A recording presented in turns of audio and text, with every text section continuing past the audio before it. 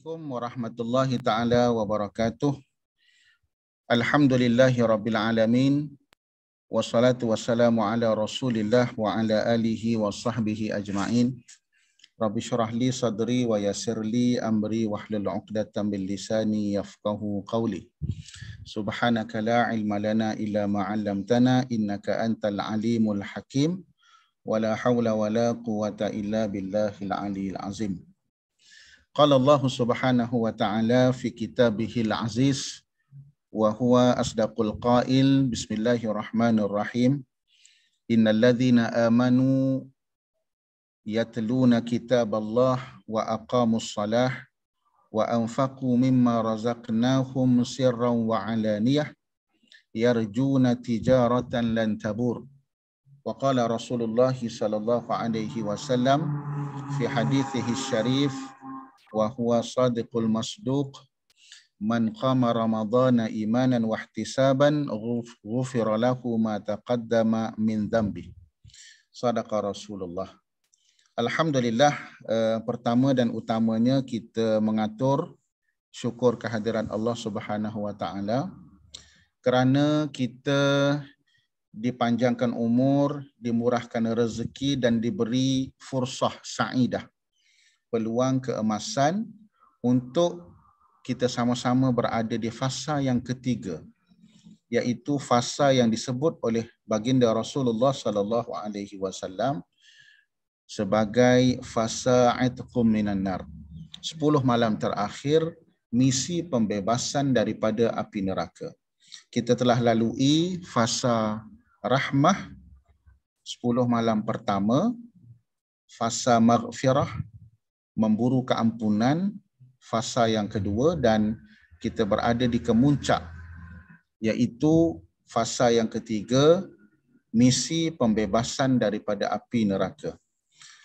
Tentunya kita mengharapkan rahmat dan inayah Allah Subhanahu wa taala untuk kita terus memburu rahmat, keampunan dan juga pembebasan daripada api neraka ini dengan prestasi amal, ibadah dan juga motivasi diri yang tinggi. Kita telah sama-sama melalui permulaan Ramadan itu dengan tradisi membaca Al-Quran, solat tarawih, doa, zikir, qiyam, bersedekah, dan sebahagian besar daripada amalan-amalan yang dianjurkan oleh Al-Quran dan juga sunnah Rasulullah sallallahu alaihi wasallam, yang tentunya terkandung di dalamnya banyak hikmah dan juga keberkatan untuk kita melalui fasa-fasa terakhir. Apakah prestasi amalan yang kita telah lakukan? Dalam ayat yang mula-mula kita bacakan sebentar tadi, Bismillahirrahmanirrahim, innal ladzina amanu yatluna kitaballah. Sifat orang beriman itu ialah mereka membaca Al-Quran. Mereka mendirikan solat.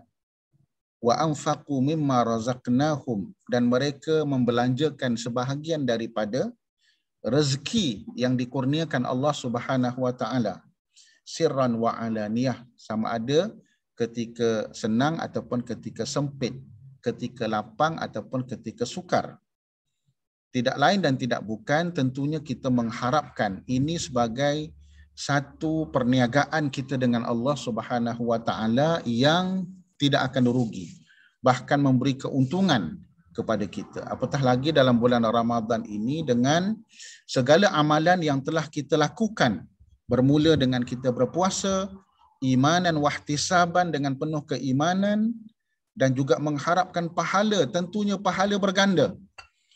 Pahala yang di luar daripada batas formular biasa yang menjadi buruan kita sebagai orang Islam, terutamanya dalam bulan Ramadan yang sangat mulia dan penuh barakah ini.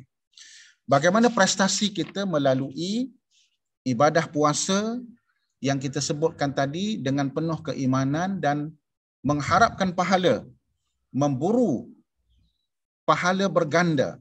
Bagaimanakah prestasi kita tilawatul Quran, membaca Al-Quran, membaca tadabbur, tazakkur, dan juga amalan-amalan yang membawa kepada keinsafan dan keinginan untuk melaksanakan segala titah perintah Allah Subhanahu wa taala, dan juga tentunya meninggalkan segala larangan Allah Subhanahu wa taala. Dan bagaimana juga prestasi kita yang kita sebutkan sebagai qiyam, berdiri di malam hari. Antara sifat orang yang beriman itu ialah mereka berjaga malam. Mereka menghabiskan malam berqiyam, berzikir, bertadarus. Dan bagaimanakah prestasi kita berkaitan dengan solat malam yang dianjurkan oleh Nabi SAW. Begitu juga bagaimana amalan-amalan bersedekah kita, terutamanya kita berada di fasa yang ketiga. Kita lewati dua fasa yang terdahulu. Rasulullah SAW tentu sekali adalah merupakan ajwadan nas, manusia yang sangat pemurah. Wa kana ajwadu ma yakunu fi Ramadan hina yalqahu Jibril. Rasulullah SAW akan menjadi lebih pemurah dalam bulan Ramadan, dan ini adalah mesej yang disampaikan kepada kita untuk kita lipat gandakan lagi amalan-amalan yang telah kita lakukan dua fasa yang pertama, dan pada fasa yang ketiga kita lipat gandakan, kita tingkatkan lagi prestasi, sedekah, jariah, infak dan sebagainya. Dan begitu juga dalam tradisi amalan yang mulia, bagaimana prestasi kita, apakah kita telah mengambil peluang memberi makan kepada orang yang berbuka, anak-anak yatim, fakir miskin. Jadi beruntunglah mereka yang membelanjakan sebahagian daripada harta itu untuk melaksanakan amalan-amalan mulia yang mempunyai pahala yang besar, pahala yang sangat berganda. Man fatara shaiman, sesiapa yang beri makan orang yang berpuasa, kana lahu mithlu ajrih, dia akan mendapat pahala sepertinya, ghaira annahu la yanqusu min ajri shaimi syai'a, dan ianya tidak akan mengurangkan pahala orang yang berpuasa sedikit pun.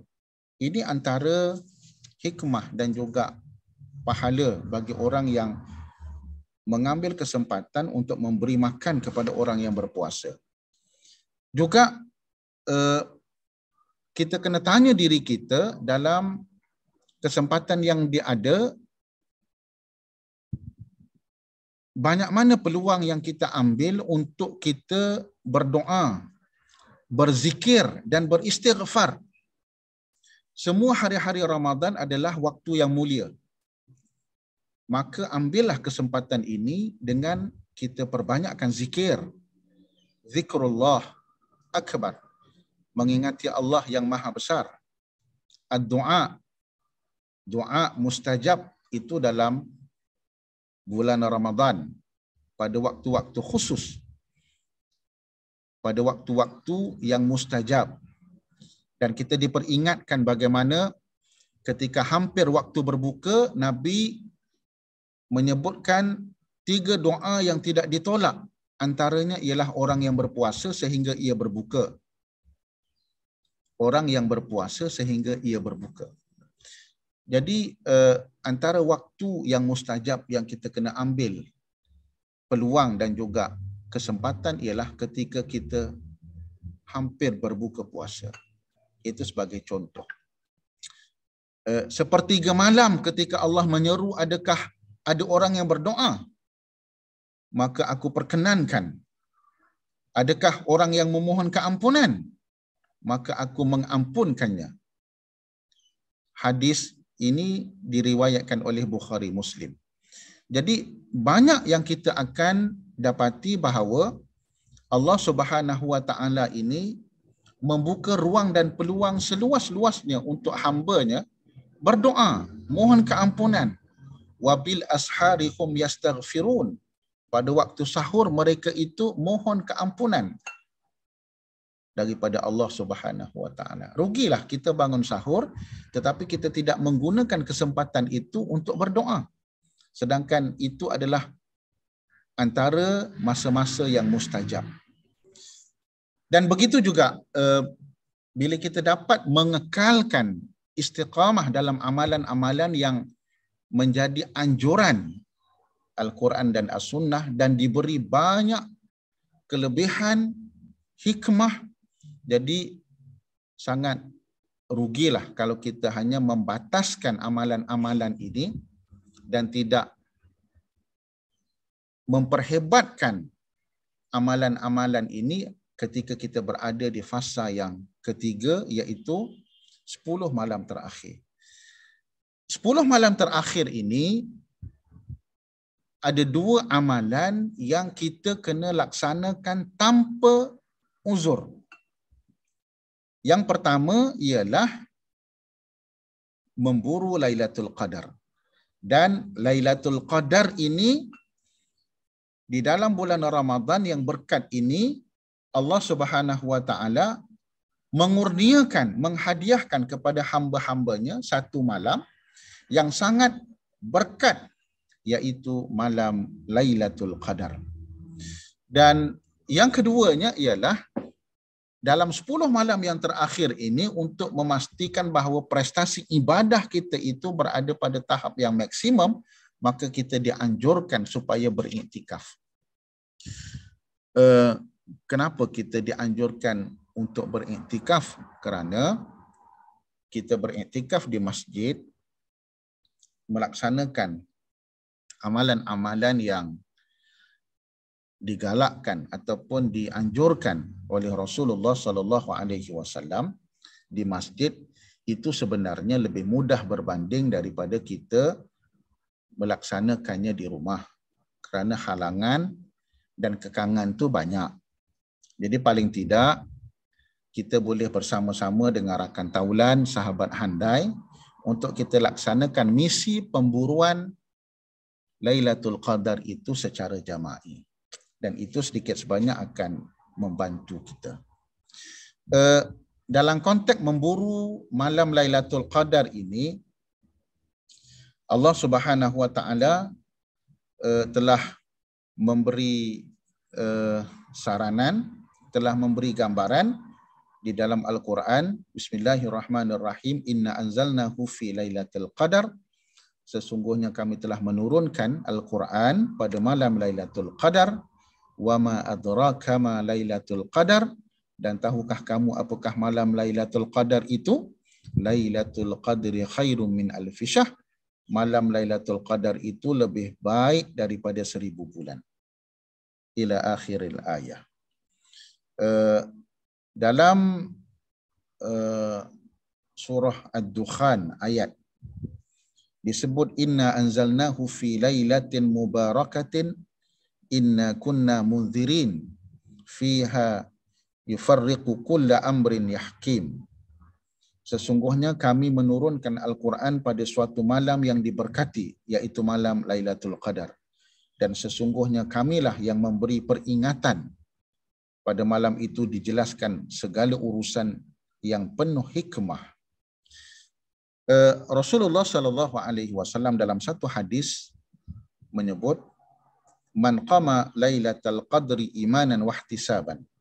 Barang siapa yang berkiam, bangun beribadah pada malam Lailatul Qadar dengan penuh keimanan dan ihtisab, iaitu mengharapkan keampunan untuk dosa-dosa yang lepas, maka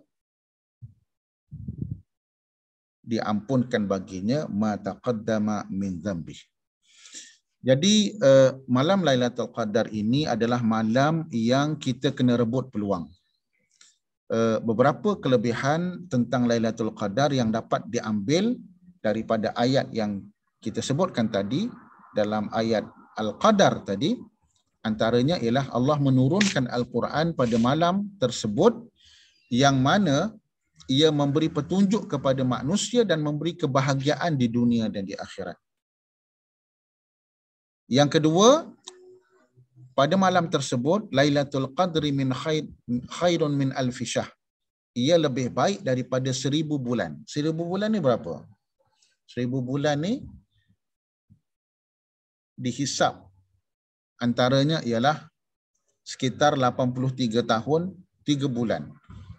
Beramal ibadat pada satu malam Lailatul Qadar itu lebih baik daripada ibadat selama 83 tahun 3 bulan. Jadi beruntunglah hamba Allah, ibadur Rahman, hamba Allah yang diberi kesempatan untuk bertemu dengan malam Lailatul Qadar. Dan untuk menemukan malam Lailatul Qadar ini sebenarnya kita kena berdoa supaya kita menjadi ibadur Rahman, hamba-hamba Allah yang penyayang dan pemurah. Siapa hamba Allah yang penyayang ini? Yang disayangi dan oleh Allah Subhanahu wa taala itu disebut dalam surah Al-Furqan. Antaranya ialah wallazina yabituna li rabbihim sujjadan wa qiyamah. Dan mereka yang menghabiskan malam dengan bersujud dan berdiri semata-mata untuk siapa? Untuk Allah Subhanahu wa taala. Jadi mereka qiyam, mereka melaksanakan ibadah di malam hari sama ada secara berdiri ataupun secara duduk, tidak lain dan tidak bukan untuk ikhlas kerana Allah Subhanahu wa taala. Jadi beruntunglah mereka yang ditemukan oleh Allah Subhanahu wa taala dapat beribadat dan pada malam itu adalah malam Lailatul Qadar, dan rugilah kita sebenarnya. Jadi untuk mengukuhkan amal ibadat dan juga memastikan kita tidak terlepas peluang untuk berada di dalam malam Lailatul Qadar itu, maka dianjurkan kita beriktikaf 10 hari terakhir. Sebab 10 hari terakhir tu kalau kita tidak hilangkan segala hubungan kita dengan dunia, dalam masa yang sama kita dapat memberi tumpuan kepada ibadat, terutamanya di sebelah malam. Di sebelah siang kita sudah berpuasa, maknanya kita telah menyahut seruan Allah Subhanahu wa taala iaitu ibadah berpuasa di siang hari. Tetapi cabaran seterusnya ialah kita menyahut saranan Allah Subhanahu wa taala beribadah di malam hari dengan qiyamul lail. Jadi kesempatan ini marilah sama-sama kita ambil peluang. Kalau kita tak boleh buat banyak, kita buat sedikit apa yang kita boleh laksanakan. Tetapi yang ruginya ialah kalau kita tidak dapat berbuat apa-apa. Yang tak boleh buat banyak, buat sedikit. Yang merasai dirinya mempunyai komitmen, maka cari-carilah peluang dan ruang di mana-mana, asalkan kita tidak melepaskan peluang untuk beribadat pada 10 malam terakhir walaupun sedikit. Kalau tak boleh buat banyak pun tak apa, asalkan kita buat dan kita termasuk dalam senarai dan golongan orang yang berusaha untuk menempatkan diri pada malam-malam yang disebutkan wallazina yabituna li rabbihim, mereka yang menghabiskan waktu malamnya itu dengan melaksanakan qiyaman. Jadi kesempatan ini marilah sama-sama kita tingkatkan prestasi, kita muhasabah diri, kita sempatkan diri untuk memberi tumpuan pada fasa-fasa yang terakhir ini supaya kita lebih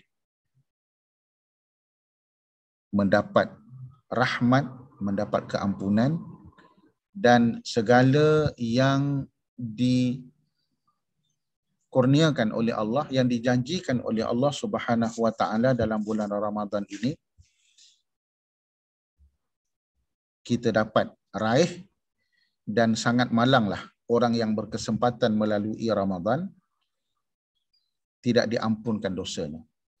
Jadi dalam bulan Ramadan ini ada beberapa perkara yang kita nak berada dalam senarai Allah Subhanahu wa taala. Iaitulah kemuncaknya menjadi orang yang bertakwa, orang yang mendapat keampunan, orang yang mendapat rahmat Allah Subhanahu wa taala, dan orang yang dapat meraih segala pahala berganda yang Allah Subhanahu wa taala berikan kepada kita, istimewa dalam bulan Ramadan yang tidak ada dalam bulan-bulan yang lain. Dan yang paling besar ialah kita berdoa kepada Allah Subhanahu wa taala dengan segala amal ibadat yang kita lakukan ini, kita akan dikurniakan syurga dan dibebaskan daripada api neraka. Jadi inilah antara perkara-perkara yang harus menjadi ingatan kita bersama. Mudah-mudahan Ramadan pada tahun ini adalah Ramadan yang terbaik buat kita, keluarga dan saudara-saudara kita.